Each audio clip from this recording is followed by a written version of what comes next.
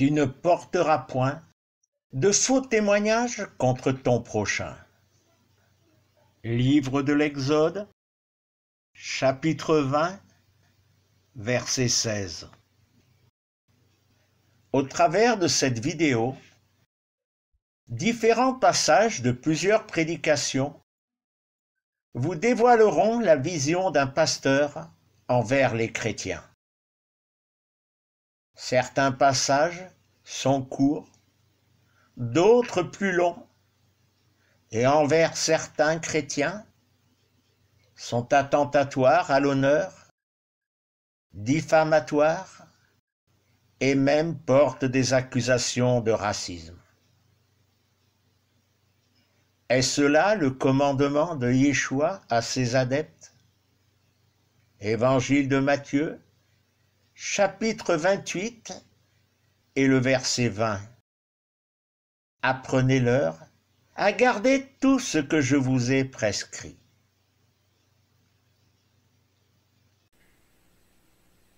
Et on ne se rend pas compte combien il y a des chrétiens charnels qui veulent, qui ne savent même pas, mais par leurs paroles, par leurs propos, ils veulent nous faire peur.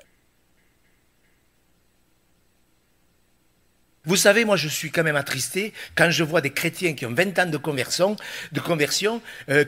qui ne comprennent pas ça. Je ne sais pas si vous vous rendez compte dans quel temps nous sommes. Nous sommes dans un temps d'apostasie. Même les chrétiens, même chez nous, les chrétiens sont légers. Je le sais. Je ne veux pas vous faire de la peine. Mais au milieu de nous, il y a des religieux. Il y a des gens, vous venez le dimanche à l'église, et puis le dimanche après-midi, c'est terminé. C'est le monde, c'est les activités.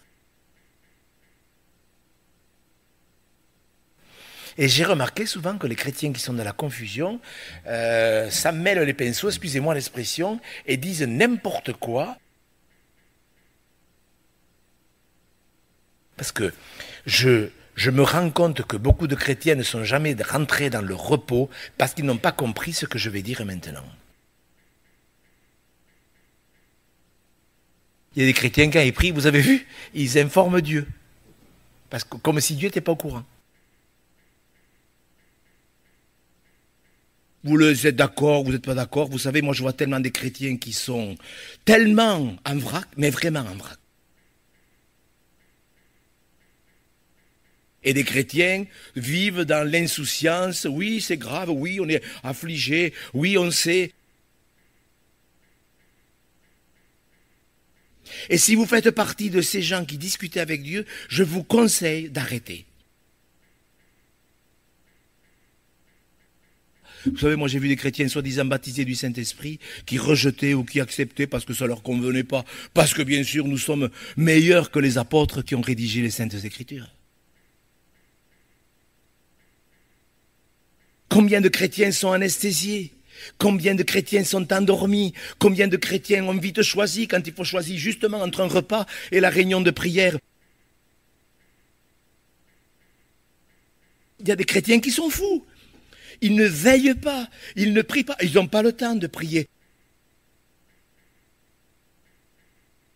Le méchant, c'est le chrétien. Il n'a pas de communion avec Dieu. Il n'a pas le temps puisque le monde lui prend tout son temps.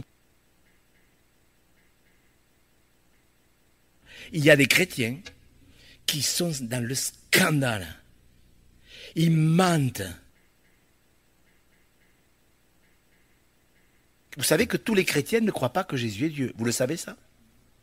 Il y a des chrétiens qui pensent que Jésus est un prophète, même dans les mouvements évangéliques. Mais c'est aussi parfois de la paresse pour ceux qui peuvent venir dans les réunions. Et je me rends compte que les chrétiens sont souvent des religieux. On critique les catholiques qui récitent le Notre Père, mais je peux vous dire qu'il y a des chrétiens qui sont exactement dans le même cas de figure. Ils récitent des prières. Vous savez, mes entretiens me prouvent que les chrétiens n'écoutent pas. Ils entendent une prédication, ils peuvent dire oui, c'était bien, c'était intéressant. C'est adressé à cette catégorie de chrétiens qui vivent dans l'illusion. Il y a des chrétiens, il y a même des chrétiens qui retombent. Il y a des chrétiens qui sont redevenus pécheurs, eh bien parce qu'ils sont sortis du royaume. Le méchant, c'est quelqu'un qui s'est éloigné de Dieu. L'impie, c'est un chrétien qui n'a pas de piété ou qui n'a que l'apparence de la piété. Il y a des chrétiens qui n'ont que l'apparence de la piété. Les chrétiens méchants ou les chrétiens impies, ils ne sont pas conscients. Il y a un aveuglement. Les méchants, ce sont des chrétiens qui ne pardonnent pas, qui râlent, qui se plaignent, qui vivent, qui font semblant d'être spirituels et qui cassent les pieds à tout le monde. Et quand je vois la quantité de frères qui sont tombés peut-être parce qu'il y a la peur. On peut prendre le texte Ézéchiel 22 parce que des chrétiens sont tellement aveugles. Et hélas, il y a des pasteurs qui n'ont rien à faire dans le ministère. Parce que je me rends compte qu'il y a de plus en plus de chrétiens qui ne réfléchissent pas à ce que Dieu dit. Ils réfléchissent à ce que Jean-Luc Mélenchon leur enseigne. Je vous assure que c'est vrai. Ils sont influencés par ce que les politiciens disent. Et combien de chrétiens sont éteints, combien de chrétiens ont éteint l'esprit, combien de chrétiens ne se rendent même plus compte qu'ils sont religieux. Pour bien vous expliquer ce qui se passe dans les églises et dans le cœur des chrétiens, où parfois l'humanisme politique, écoutez bien, la pensée des chrétiens est parfois humaniste, c'est-à-dire qu'ils sont tellement influencés par les politiques qu'ils n'ont pas la pensée spirituelle. Il y a des chrétiens qui ne prient jamais avec d'autres. C'est pour ça qu'ils s'épuisent. Vous ne pouvez pas savoir. Il y a des milliers et des milliers de chrétiens qui, en France et en francophonie, ne vont plus à l'église. Et ce ne sont pas des tordus. Ce sont des gens qui ont été scandalisés par le fonctionnement apostat. Mais pas beaucoup de chrétiens se sont vraiment convertis et ont accepté Jésus comme Seigneur. Moi, je vous assure, je suis extrêmement attristé de voir la quantité de chrétiens qui ne sont pas dans le repos. Moi, quand je vois des chrétiens qui ne pardonnent pas, qui sont à plein d'amertume, vous savez, moi je pense que les chrétiens sont beaucoup paresseux. Ça n'arrive pas des fois qu'il y a des chrétiens, dès qu'ils parlent, on ne peut rien leur dire. On ne peut rien leur dire. Il y a des chrétiens, ils prient comme les catholiques, ils récitent bénis-moi, bénis-moi, bénis ma mère, bénis mon père, bénis mon oncle, bénis ma tante, bénis monsieur. Et ils ne récitent pas le Notre Père, mais ça revient au même. Parce que beaucoup de chrétiens se sont fait piéger par le système. Et donc, comme dit l'apôtre Jacques, beaucoup de chrétiens se trompent par de faux raisonnements. Mais il faut que nous sachions que nous, les vrais chrétiens, nous n'abordons pas certains sujets d'une manière philosophique ou autre, ou politique. Quand je vois ces fausses doctrines, quand je vois ces faux docteurs, quand je vois ces faux prophètes qui veulent changer la parole de Dieu, pourquoi tant de chrétiens sont insatisfaits? Parce qu'ils ne respectent pas la parole de Dieu. Il faut comprendre, parce que le problème des chrétiens qui imposent leurs convictions, qui sont déséquilibrés, c'est qu'ils ne se posent pas les bonnes questions. quand moi j'entends des chrétiens qui sont racistes,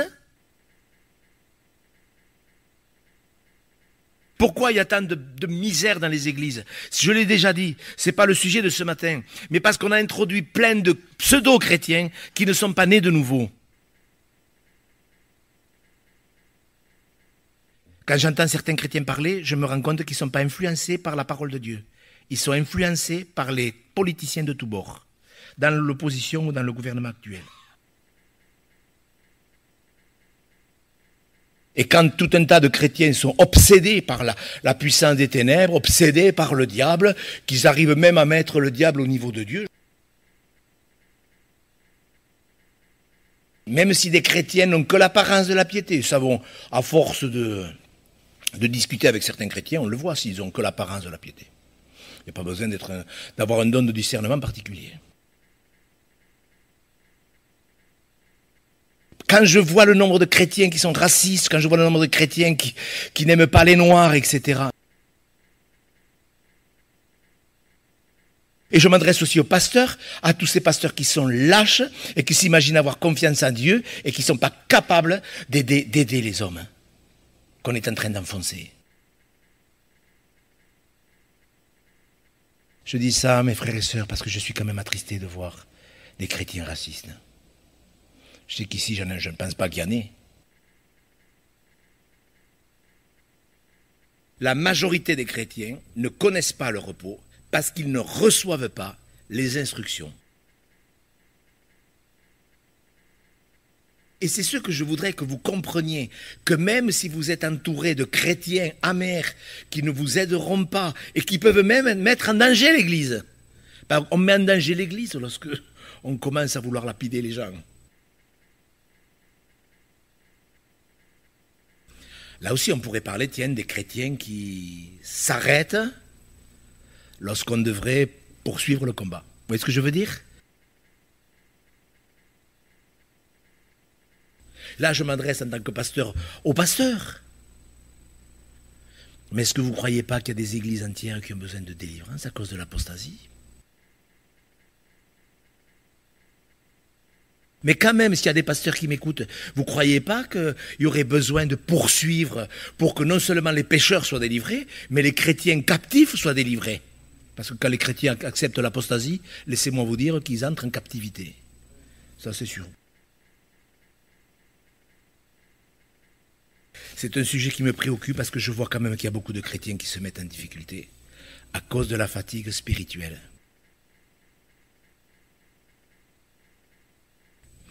Vous avez remarqué qu'il y a des chrétiens qui sont toujours vaincus. Vous l'avez remarqué ça, oui ou non? Il y a des chrétiens qui sont toujours défaitistes. Est-ce que vous l'avez remarqué? Est-ce que vous avez déjà remarqué qu'il y a des chrétiens qui sont toujours dans la défaite, toujours déçus? Pourquoi cela? Bon, ça peut être ponctuel, mais il y a des gens, c'est vraiment chronique. Ils sont tout le temps déçus, défaitistes, vaincus. Parce qu'ils n'ont pas voulu travailler dans la prière. Vous savez, il y a des chrétiens qui sont déséquilibrés. Je le sais par les mails que je reçois. Combien de chrétiens sont fatigués, épuisés, parce qu'ils gémissent, et certains gémissent parce qu'ils ne veulent pas régler le péché. Regardez bien avec moi, on termine avec ce beau verset dans Isaïe 40. Vous connaissez ce verset, je l'ai cité 100 fois. Si vous ne le connaissez pas, c'est que vraiment vous avez un problème d'Alzheimer. Je ne sais pas si vous êtes fatigué, je ne sais pas si vous fatiguez les autres, mais on ferait bien de commencer. Je pense en même temps que je vous parle, à tous ces chrétiens qui vivent dans le péché, qui mentent à leurs femmes, à leurs maris, à leurs enfants, à leurs pasteurs, enfin qu'importe. Les voilà, ces chrétiens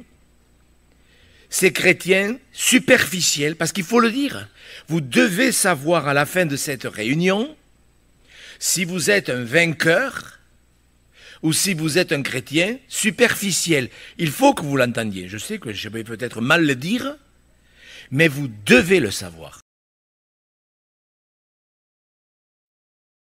Voulez-vous rester des chrétiens superficiels, des chrétiens tout le temps dire « Ah, moi, je retiens rien. Je comprends pas. » Et les chrétiens qui écoutent, mais qui ne s'appliquent pas à croire vraiment ce que Dieu dit, tout ce que Dieu dit, sont des chrétiens superficiels, superstitieux. Ce qui nous prouve qu'il y a beaucoup de chrétiens superstitieux. Ils vont à l'église au cas où. Vous vous rendez compte le nombre de chrétiens qui sont toujours dans la confusion, dans le découragement, dans le doute? Le problème des chrétiens superficiels ou des chrétiens superstitieux, ils se rejoignent, ils sont main dans la main. Le problème, c'est que ça affecte l'Église, la marche de l'Église. Et que de chrétiens, et même de serviteurs de Dieu, impliqués dans la vie de l'Église, fidèles aux réunions. Parce que ce n'est pas parce qu'on est fidèle à toutes les réunions qu'on est spirituel. Il y a beaucoup de chrétiens au cas où. Moi, je l'ai vu. Et j'ai remarqué qu'il y a des chrétiens, ils vont à l'église au cas où, si c'est vrai. Mais un chrétien superficiel, superstitieux, sentimental, c'est un chrétien qui n'est pas ancré dans ce que Dieu dit. Mais il y a beaucoup de chrétiens, ils veulent bien aller à l'église, mais ils ne veulent pas être spirituels. Les chrétiens superficiels, ce sont des chrétiens qui se contentent de la bénédiction. Quand je vois tous ces chrétiens superstitieux, superficiels,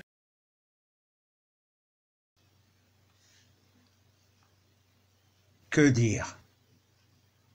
Et même si certains de ces faits et attitudes sont réels, doit-on juger et critiquer les chrétiens, ces hommes et ces femmes, en étalant leurs fautes?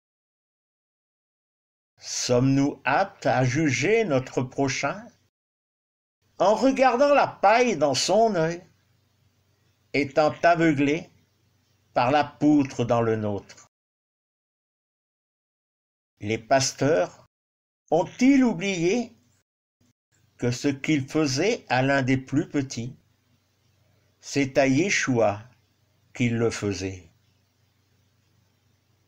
Ce pasteur pense certainement que par de telles paroles, il va faire des chrétiens, des hommes et des femmes qui l'écoutent, des hommes et des femmes à la stature de Yeshua. Il se trompe, car il charge des fardeaux de culpabilité sur les brebis de Yeshua. En conclusion, le malin par la faute nous accuse, désire nous charger de culpabilité. Mais le souffle sacré, le souffle de vérité, dans l'amour d'Élohim, en Yeshua, pardonne et libère.